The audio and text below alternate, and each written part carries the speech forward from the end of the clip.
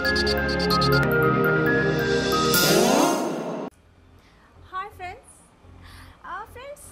भगवान की बनाई इस दुनिया में अगर कुछ भी हो सकता है तो फिर हमारे टीवी सीरियल्स की कहानी में कुछ क्यों नहीं हो सकता?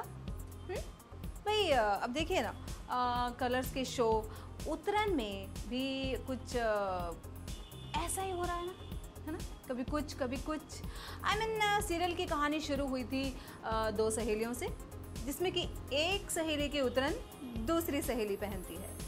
तो भाई ये उतारना पहनना करते कहानी इतनी फिसलती चली गई कि मुझे अब ऐसा लग रहा है कि सीरियल का नाम उतरन की जगह फिसलन कर देना चाहिए। Don't you think so?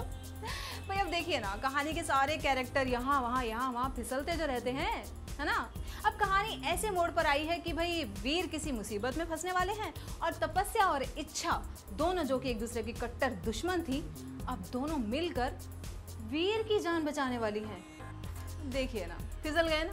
तो भाई कहानी में कुछ आ रहा है ऐसा मोड़ कि भाई वीर पड़ने वाले हैं किसी मुसीबत में, क्योंकि सत्य और सांची जो उनके पीछे हाथ धोके पड़े थे, वो कुछ ऐसा प्लान कर रहे हैं कि किस तरह वीर को सांची के रेप के इल्ज़ाम में फंसाया जाए। अब ये सब इच्छा को पता चल जाता है, इसलिए इच्छा तपस्या को लेकर उनके साथ साथ वीर की कंस्ट्रक्शन साइट पर पहुंच जाती है, जहां की सत्या और सांची वीर को फंसाने से पहले से ही मौजूद रहते हैं। अब बताइए, कुत्ते की तरह सूंघते हुए ये दोनों जब वहां पहुंचती हैं तो जाकर सत्या और सांची का प्लान चौपट कर देती हैं। गुड। कहानी में आ जाता है फिर से इंटरेस्टिंग पॉइंट, यानी कि वीर की जान बचाने के बाद अब ये दोनों बन जाती हैं बहुत अच्छी दोस्त। तो अगर कुल मिलाकर देखा जाए तो कहानी का काफ़ी अच्छा हैप्पी दी एंड हो सकता है। अब क्योंकि उसके बाद जोगी ठाकुर दामिनी को अपनी ऑफिस कैंटीन का मैनेजर बना देते हैं और दिव्या जो है दिव्य ज्योति की तरह घर पर ही स्थापित रहती है। तो हो गया ना कहानी का हैप्पी दी एंड।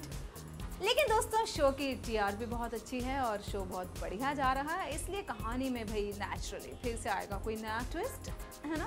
तो भाई आप बिल्कुल सैड ना हो, क्योंकि उतरन कलर्स पर रहेगा बिल्कुल बरकरार और मेरी न्यूज़ भी आप तक पहुंचती रहेंगी। ये है मेरा आपसे करार, बिकॉज इट्स रूबी।